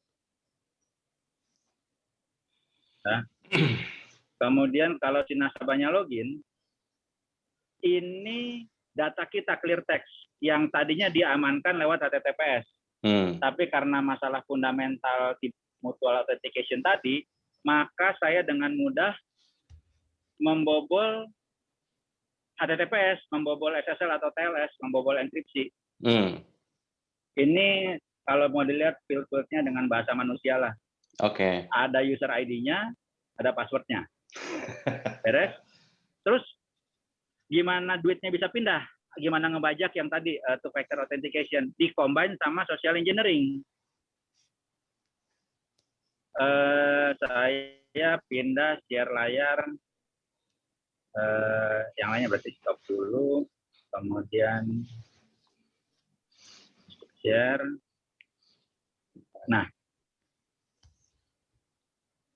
Nah, saya share screen capture lah. Ini security warning. Di mana saya survei tiap kali, tiap saat ada kesempatan saya survei, termasuk waktu training teman-teman cyber security profesional untuk ambil sertifikasi, saya survei. 99% orang ditanya, kalau ketemu security warning, kliknya continue. Bukan stop. Betul ya, Pak Agung manggut-manggut nih, kayaknya juga melakukan nih. Tergantung situsnya sih. Kalau tidak, ada transaksi. Iya, oke. Nggak apa-apa. Berarti Pak Agung waras.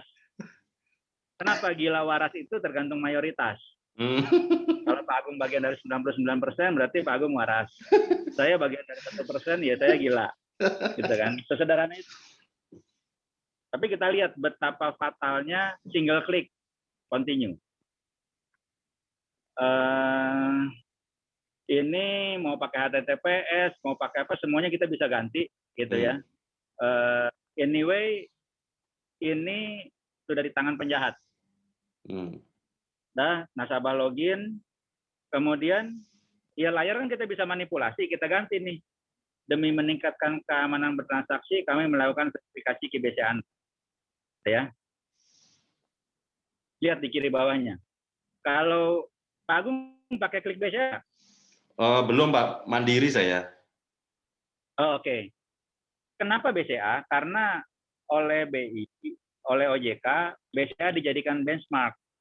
Kalau BCA bobol, kemungkinan besar yang lain juga bobol. Berarti dia jadi top model ya, modeling ya. Ya betul. Walaupun belum itu ya, baru kemungkinan besar. Makanya ya kami pakai BCA.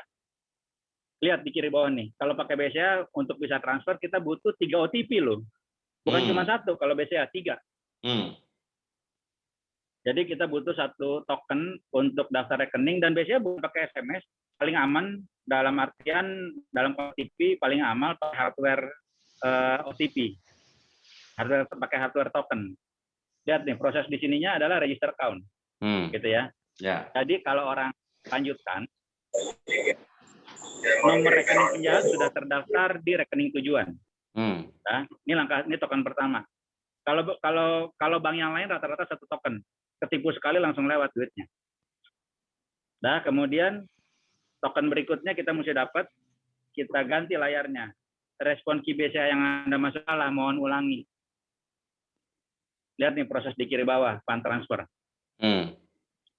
Kalau dia klik lanjutkan, itu duitnya udah setengah kaki di luar bank tuh. Iya. Nah, berikutnya proses verifikasi pertama telah berhasil, verifikasi terakhir. Kalau dia klik kirim, duitnya jalan, fund transfer. Terserah, nggak tahu berapa duit, terserah kebaikannya si penjahat, gitu ya. Tulisan fund transfer ini saya ganti, bisa, cuman nunjukin step by step-nya jadi nggak kelihatan, komplit transparan kayak orang jahat. Oke, ini 3 token. Kalau cuman YouTube, Google, Facebook, dan lain-lain yang cuman 1 SMS OTP, ya jadi jauh lebih sederhana. Oke. Semoga bisa dipahami. Terima kasih. Cukup menarik nih. Ini sudah ada yang komen tuh. 2012 kita pakai tool IAMAS tuh di backtrack.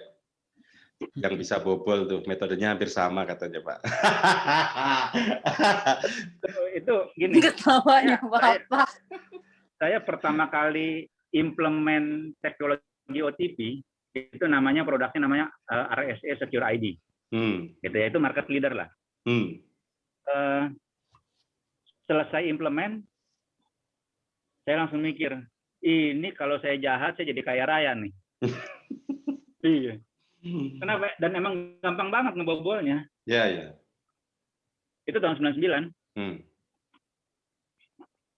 Oke. Pak Ono, ada tambahan nggak nih, Pak? 20 tahun kemudian, ramai-ramai teman-teman security profesional worldwide mendorong, oh ya supaya aman pakai OTP. Saya nggak habis pikir dah tuh. Logikanya di mana? Ini ada pertanyaan lagi nih dari Mas Ali Hafina. Iya. Izin tanya sebagai end user tuh, awareness apa yang perlu dibangun? Karena saat ini banyak korban pembobolan data pribadi yang sudah merugikan material sama non-material. Sebagai akibat pembobolan tersebut, dan belum ada lembaga yang mampu, ini saya kurangi dulu. Belum ada lembaga yang mampu menangani pengaduan terkait hal tersebut secara tuntas. Contoh banyak KTP KK yang beredar bocor sebagai proses pengajuan pinjol. Biasanya melakukan aplikasi. Nah, gimana tuh?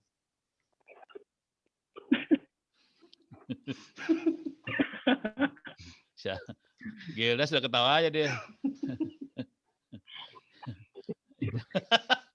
Apalagi yang hidup adalah pilihan sih sebetulnya. Apalagi yang elektronik digital tanah ini Pak sekarang nih, kemarin misalnya Pak Dino Patijalal juga kena tuh. Apa Pak? Elektronik untuk sertifikat tanah. Sertifikat tanah jadi elektronik. Wah, itu mah kesalahan fatal terhadap sesuatu yang vital. Kalau sertifikat tanah dianggap alat vital, ya kesalahan fatal terhadap alat vital, kan gitu.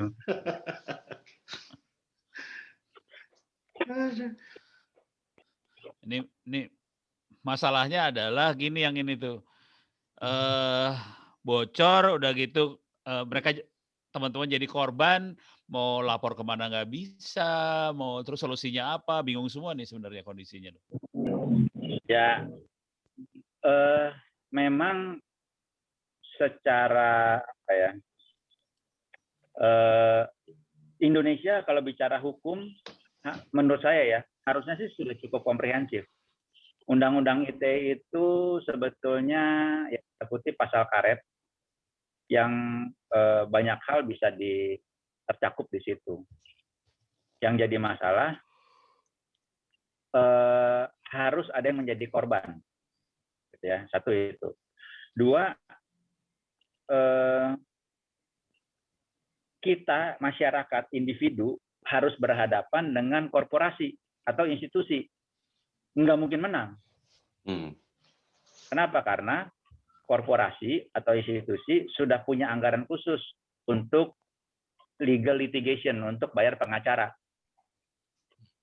Kita individu kalau mau urusan pengadilan nggak kerja, nggak ngurusin bisnis, nggak ada duit, gitu. Jadi akhirnya kita akan dihadapkan pada pilihan mau menggugat dan kemudian tanda kutip kehilangan penghasilan yang lain, atau ya udah relain aja deh walaupun kesel. Itu fundamental problem yang ada di sini. Yang kalau mau disingkat adalah ya nyaris tidak ada perlindungan konsumen. Terutama kita berbicara dalam konteks di dunia maya. Gitu ya. Jadi orang seringkali bicara nih, saya baru 2 hari lalu bicara dengan salah satu pejabat eselon, kalau dirjen itu apa ya? Eselon 1 ya? Di salah satu kementerian lembaga terkait. Dia bilang gini, iya itu kan juga diimplementasi di Korea Selatan. Iya, saya bilang konsep itu juga diimplementasi di Uni Eropa. Secara teknologi implementasi sama persis. Yang membedakan negara kita dengan banyak negara maju itu hanya satu, perlindungan konsumen. Tuh, jadi ya jawaban saya kalau ditanya, terus bagaimana dong kita sekarang? Satu, berdoa. Dua, hidup adalah pilihan. Ya. Tiga, kalau pakai satu layanan, baik harus tanda tangan formulir fisik atau install aplikasi, baca kebijakan privasinya, baca end user license agreement-nya. Jangan cuma klik accept supaya bisa pakai. Masalahnya banyak, Pak, tuh. Ya, kalau males nggak ada obatnya. Nggak ada obatnya, ya, betul. Iya. Oke. Pak Ono, nih mungkin sama Pak Gildas kita udah mau maghrib nih. Apa namanya, mungkin ada statement terakhir apa yang ingin disampaikan terkait dengan apa namanya kegiatan kita hari ini. Jadi intinya kan security atau mungkin strategi itu bukan add-on ya Pak, tadi disampaikan. Jadi harus by design gitu ya. Jadi harusnya sudah bisa digunakan atau mungkin dipikirkan di awal sebelum malah kita bicara coding, bicara flow design dan sebagainya. Terus kemudian tadi juga ada terkait dengan ya kita harus selain awareness ya juga harus banyak berdoa ya. Karena untuk mengimplementasikannya juga agak sulit. Kadang-kadang kita bicara ABC begitu pindah ke mana juga tetap aja karena perilakunya memang begitu gitu. Mungkin Pak Ono ada tambahan, Pak? Dari saya sederhana aja sih. Jadi jadi untuk end user ada yang namanya internet safety. Itu ada di open course ITTS ACID sih.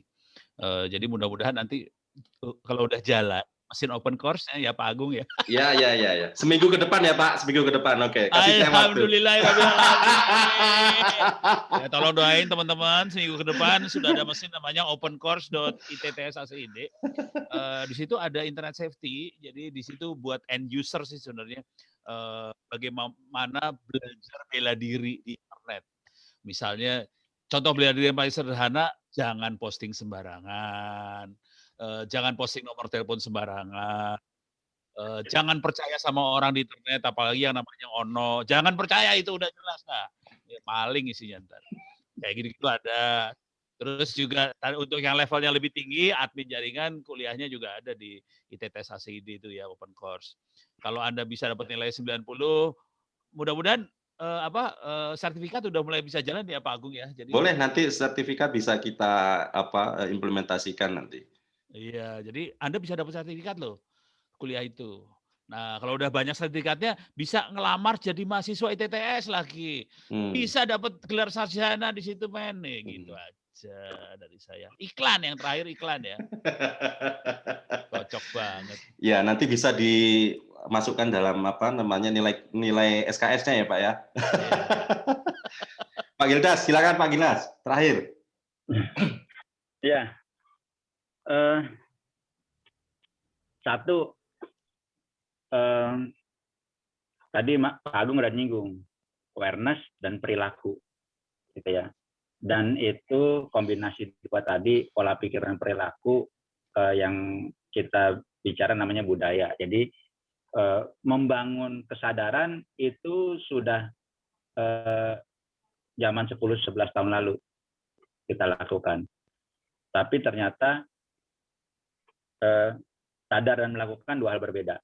Jadi jangan lagi bicara soal kesadaran, kita bicara soal kebudayaan. Jadi kita harus membangun budaya keamanan, bukan cuma kesadaran, karena banyak orang sadar, tapi tetap melakukan. Apakah banyak pejabat negara sadar, termasuk jenderal-jenderal TNI, Polri, kalau menggunakan WA berkomunikasi informasi rahasia negara itu sama saja membocorkan rahasia negara? Banyak banget yang sadar, tapi tetap melakukan. Dan kalau kita pakai konsep dokumen fisik, saya pejabat negara menyerahkan dokumen fisik rahasia negara ke pihak asing, kan jatuhnya saya jadi pengkhianat.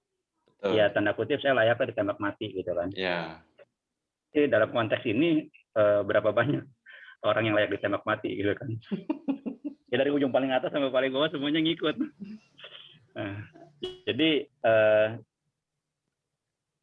tadi baik lagi soal budaya, dan bicara budaya dasarnya pola pikir. Sekarang pola pikirnya mau berevolusi atau mau berevolusi. Kalau mau berevolusi, saya cuma mau bilang begini, terkait dengan keamanan data pribadi secara kolektif, data nasional, secara kolektif ya ketahanan nasional bangsa kita, gitu ya. Ya, saat ini kita itu analoginya dalam konteks keamanan seperti telanjang, telentang, mengangkang di dalam bola kristal. Satu negara. Pertanyaannya, sebagai bangsa, kita mau berubah atau tidak? Kalau mau berubah, berarti harus revolusi. Gitu. Dan tidak mungkin evolusi menang melawan revolusi. Dan menurut saya, harus dilakukan revolusi. Kenapa? Karena kita tidak lagi hidup di dua dunia paralel, tapi sudah saya di satu dunia utuh, dunia nyata, dunia maya, yang sudah terintegrasi, highly converged, dan lain-lain. Itu aja kali dari saya. Oke, terima kasih Pak Gildas, Pak Ono. Ini memang nggak cukup waktunya. Lanjut minggu depan. Oke, judulnya per segmented memang ini ya. Kita kalau bicara cyber security memang cukup banyak sih yang perlu kita waspadai ya, karena memang kita IT ini memang sudah maju keduluan ya. Jadi karena pandemi jadi semuanya serba online dan sebagainya gitu. Tanpa kita sadari terkait dengan quote-nya adalah kejahatan di dunia cyber dan sebagainya. Belum lagi kita bicara apa namanya ya pembobolan, hoax, transaksi ilegal dan sebagainya. Kita juga ya sebagai pengguna yang awam sih nggak ngerti gitu ya. Tapi bagaimana mungkin titip salam Pak Gildas mungkin bagi pemerintah nanti gimana supaya tetap kita sebagai masyarakat sipil bisa terlindungi oleh negara, kira-kira gitu. Lah kenapa itu sama saya? Kan situ yang kenal sama ring 1.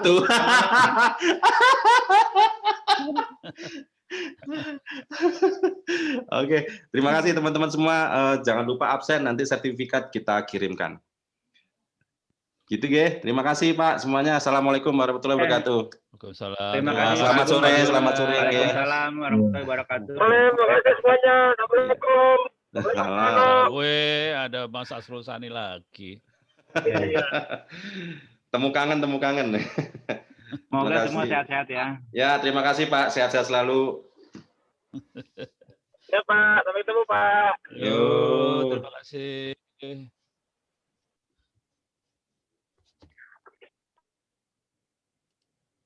Pak Ono pamit ya, jangan lupa subscribe loh. Jangan lupa doain supaya nggak dimatiin sama YouTube. Oke. Saya menang 1-0 duluan nih, nggak tahu kalau mengikuti jejaknya nih.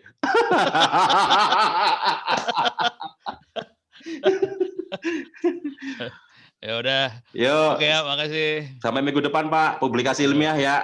Thank you. Ya, siap.